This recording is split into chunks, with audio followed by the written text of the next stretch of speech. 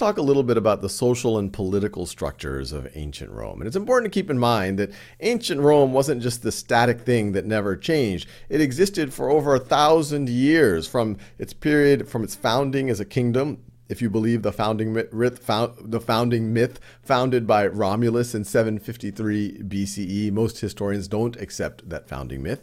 But then they overthrew their last king in 509 BCE, Tarquin the Proud, and then they established the Roman Republic, which was eventually then turned into an empire by Julius Caesar and Augustus. And so whenever you have something this long lasting, you can imagine the social and the political structures evolved over time. But let's begin with the period when it was a kingdom.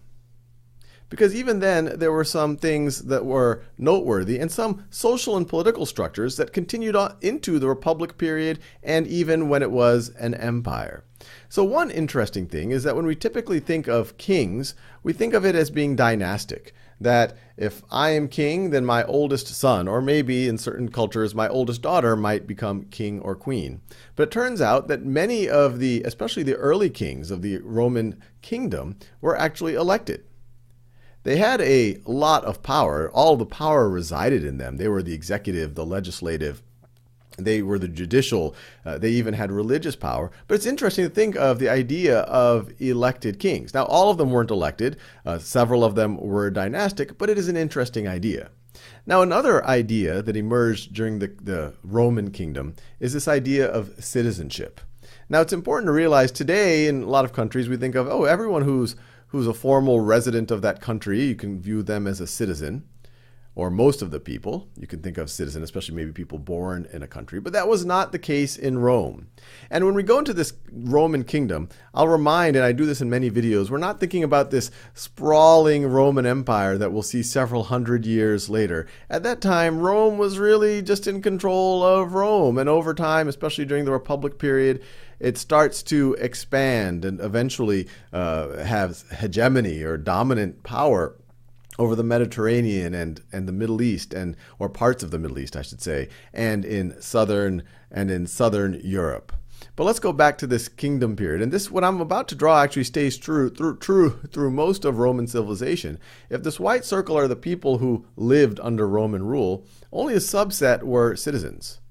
So this were the citizens. These were male landowners, citizens, right over here.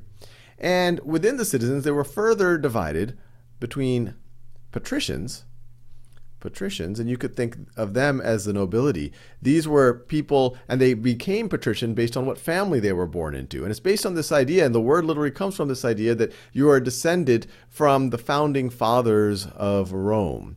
And then all the other citizens were the plebeians. So all of the other ones were the plebeians right over here. And as we'll see, over the patricians held most of the power and most of the wealth for a significant amount of time. But as we go through the Republic period, the plebeians start to gain more and more and more power. And many plebeians also start to accrue wealth. And some patrician families do end up poor. But for the most part, the patricians, they're the nobility. They're associated with the aristocracy. But the plebeians, some of them become wealthy and powerful as well. Now you're probably saying, what about all of these other people? Well, you can imagine non-land holding males, you can imagine women, you can imagine slaves. And even though we aggrandize Rome, and there were many very interesting things about Rome, one of the legacies that Rome had, which maybe is historians reflect a little bit more negatively on, is that Roman society was built on the idea of slaves. And most of the slaves were people that they subjugated people that they conquered in other lands. They might have been people who at least the authorities thought they committed a crime of some kind.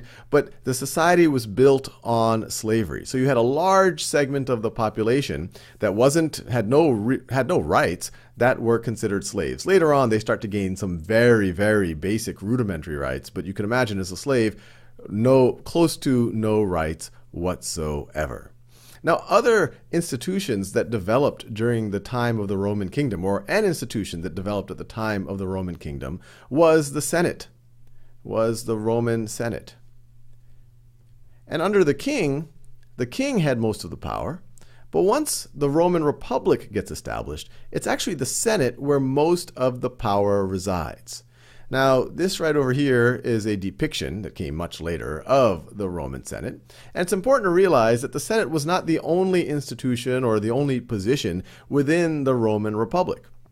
The consuls were there. And you could view the consuls as the executives, or if you think of a system like the United States, the executive power resides in the president. So it's analogous to the president. They are running the government. They're also commander-in-chief of the military. Now, consuls, even though it was considered a very high title, their power was very limited. There was 2 of them at any given time. So I just drew the 2 consuls. They could veto each other at any given time to keep any one consul from getting too powerful. And they only had a 1-year term. And during that 1 year, they would alternate on a monthly basis on who was the more senior consul. So you can imagine the consuls were limited in many, many, many ways. And even though the Senate officially was supposed to advise the consuls, in practice, what the Senate told the consuls to do, the consuls actually did. So another question is, well, who gets to be a consul and who gets to be a Senate? Well, in the early days, the Senate was mainly, or it was patrician, and over time, as plebeians start to exert more and more power, especially as we go into the mid and later Republic, Roman Republic, you start to have more wealthy plebeians in the Senate. But in general, the Senate is composed of the aristocracy. So wealthy and influential men of Rome are in the Senate. How are they selected for the Senate? Well, in the early days, it was actually the consuls who selected the senators. Later on, or shortly thereafter, and for most of the Republic period of Rome, it was a position called the censor that decided who got to actually serve in the Senate. Now, another question you might say, well, who's deciding who gets to be a consul, who gets to be a censor? And there's many other of these executive positions that are generally called magistrates. And that came from one of the assemblies of the Roman Republic, in particular, the Centuriate Assembly. Centuriate Assembly, which elected consuls, the senior executives, the senior magistrates is one way that you could think about it. They elected them. And who was in the Centuriate Assembly, and why did they call it the Centuriate Assembly? Well, it started off as citizen soldiers being grouped into groups of 100, and on a particular issue, including who should be elected consul, this group of 100 would vote. Whatever the majority would be, then their representative to the assembly would vote that way. So they wouldn't just elect a representative and that representative could do anything they want. They would tell that representative how to vote. But that's why it was called the Centuriate Assembly, because you had these groups of 100. And a lot of their power was in electing these consuls and these other senior magistrates. But that wasn't the only assembly. You also had the Tribunal Assembly. This is breaking up the Roman population, the Roman citizenry by tribe. And this had both plebeians and patricians in it. So this is the Tribunal Assembly. You also have the Plebeian Council. This was only plebeians.